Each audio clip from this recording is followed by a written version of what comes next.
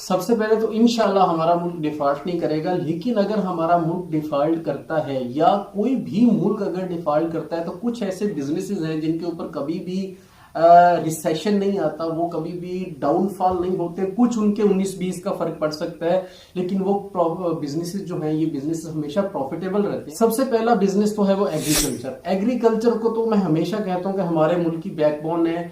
हम जितना पैसा एग्रीकल्चर के अंदर कमा सकते हैं, हम किसी बिजनेस के अंदर नहीं कमा सकते। अगर एग्रीकल्चर को समझकर किया जाए, अगर यूथ इस बिजनेस में आती है तो एग्रीकल्चर के अंदर बहुत पैसा है। जैसे जैसे हर चीज की डिमांड बढ़ रही है, उसी तरह उस चीज की कीमत भी बढ़ रही है। आप अगर एग्रीकल्चर में आते हैं, मुल्क जिस भी हालत में हो जाए, खाने पीने की अशिया इधर इसी मुल्क से पैदा होनी है। अगर इंपोर्ट्स के ऊपर पाबंदी भी लगती है, एटलीस्ट आपके मुल्क की चीजें आपको बचा सकती हैं। लोगों ने खाना पीना तो है, वो तो ये वाला बिजनेस जो है कभी खत्म नहीं हो सकता, कभी इसके ऊपर नुकसान नहीं आ सकता। सेकंड पे जो बिजनेस आ जाता है वो हेल्थ का है। हेल्थ भी हमारी बेसिक नेसेसिटी में से है। जितनी मर्जी महंगाई हो जाए, जो मर्जी हो जाए, अगर आप हेल्थ का बिजनेस कर रहे हो, आप डॉक्टर हो, हॉस्पिटल का काम करते हो, मेडिसिन का काम करते हो, कोई भी है, सर्जिकल का काम करते हो, आपके इस बिजनेस के अंदर भी कभी नुकसान नहीं आ सकता। मुल्क के हालात जो मर्जी हो जाए, आप हमेशा प्रॉफिटेबल रहने वाले, क्योंकि एक बेसिक नेसेसिटी है। इसके बाद आ जाती है होलसेल मार्केट्स। होलसेल मार्केट से मेरा मुराद है सब्जी मंडियां, गल्ला मंडियां, मवेशी मंडियां, जो भी ऐसी मार्केट्स जहां पे होलसेल के अंदर खरीदो फरोख्त की जाती है।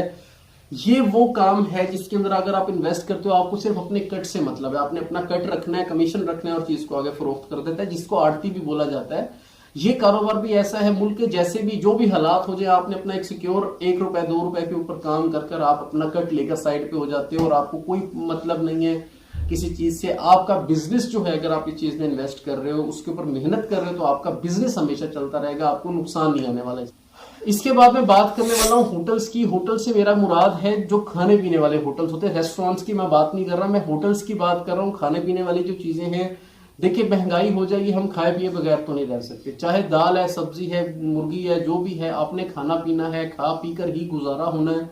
और ये जो कारोबार है, इसके अंदर भी बहुत ज्यादा प्रॉफिट मार्जिन है। इस चीज को भी हम, हाँ ये जरूर है कि जो 5 स्टार होटल्स हैं उनका काम कुछ कम हो सकता है, लेकिन जो एक मीडियोकर तबके के लिए होटल्स हैं या जो बिलो एवरेज लोगों के लिए जो होटल्स हैं, वो कभी बंद नहीं होंगे, उनके ऊपर कभी नुकसान नहीं आएगा, वो लोग हमेशा अच्छा पैसा कमाते रहेंगे। इसके बाद जो है ट्रांसपोर्ट का बिजनेस है। ट्रांसपोर्ट के बिजनेस को तो बहुत अच्छा ये बिजनेस जा सकता है, क्योंकि हर बंदा, अगर मैंने यहाँ से लेकर 100 किलोमीटर का सफर करना है, मैं अपनी गाड़ी पे जाने की बजाय तरजीह करूंगा कि यार मैं ट्रांसपोर्ट पर चला जाऊं, किराया भी कम लगेगा, फैसिलिटी भी वही है। हाँ, अगर जो ट्रांसपोर्ट के अंदर इन्वेस्ट करता है, क्योंकि आगे तेल जब मुल्क डिफॉल्ट करता है तो आपको जो पेट्रोल डीजल वगैरह ये बहुत मुश्किल मिलता है, या मिलता है तो बहुत महंगा होता है। इंडिविजुअल बंदा उसको प्रेफर नहीं करता उस सफर करने को। ज्यादातर लोग फिर पब्लिक ट्रांसपोर्ट की तरफ आ जाते हैं, तो आपके पास पब्लिक ट्रांसपोर्ट पे रश बढ़ जाता है। आप अगर इस कारोबार के अंदर इन्वेस्ट करते हो तो ये कारोबार भी कभी नुकसान में नहीं आएगा, इसमें आपको नुकसान का सामना नहीं करना पड़ेगा। इसके बाद आ जाता है हमारा एनिमल्स का बिजनेस। एनिमल्स के बिजनेस से मुराद है दूध के जानवर,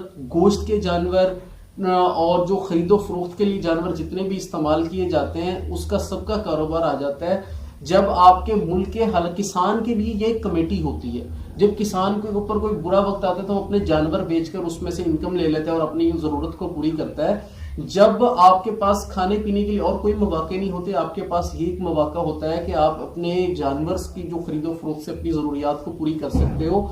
ये चीज आपके अपने हाथ में, आपने बाहर से इंपोर्ट नहीं करनी, आपकी लोकल चीज है। आपकी इस कारोबार के ऊपर भी कभी नुकसान नहीं होगा। अगर आपकी एग्रीकल्चर ऊपर जा रही है तो आपका एनिमल्स का बिजनेस भी ऊपर है। इसके बाद आ जाता है एजुकेशन का बिजनेस। एजुकेशन देखिए, अगर मुल्क डिफॉल्ट है, लोग अपने बच्चों की तालीम और तरबियत के ऊपर खर्चा करते रहेंगे, उनके बेहतर मुस्तकबिल के लिए, उनको बाहर सेटल करवाने के लिए, उनकी अच्छी एजुकेशन के लिए। तो अगर आप ऐसे बंदे हो जो बिजनेस, एजुकेशन का बिजनेस करते हो, एजुकेशन में इन्वेस्ट करते हो, तो इस कारोबार में भी कभी कमी नहीं आएगी। हाँ, ये जरूर है कि जो एलीट स्कूल्स हैं जिनकी बहुत ज्यादा फीसेज है, उनका कुछ कारोबार कम जरूर हो सकता है, लेकिन जो एक मीडियोकर लेवल के जो स्कूल्स हैं, उनका कारोबार हमेशा चलता रहेगा और इसमें हमेशा ही तरक्की होती रहेगी। सबसे ज्यादा जिस इंडस्ट्री को डिफॉल्ट के बाद बूम आता है वो मैन्युफैक्चरिंग की है, वो प्रोडक्शन की है। किसी भी चीज जो लोकल लेवल पे हो, फर्ज करें आपको छोटी छोटी मशीनरी जो आप पहले बाहर से इंपोर्ट करते हो, जब आपको जरूरत पड़ेगी तो आपके घर में, आपके मुल्क के अंदर वो चीज तैयार होना शुरू हो जाएगी।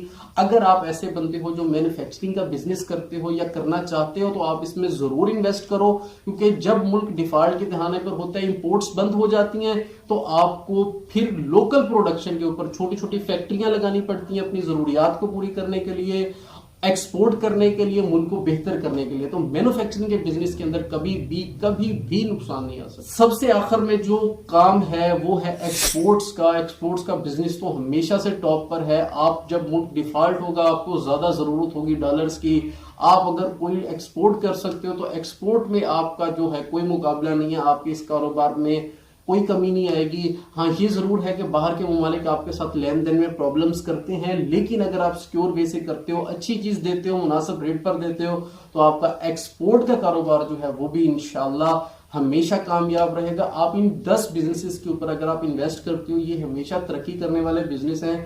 अगर डिफॉल्ट भी हो जाता है मुल्क, तब भी इन बिजनेस के ऊपर कोई भी कमी नहीं है।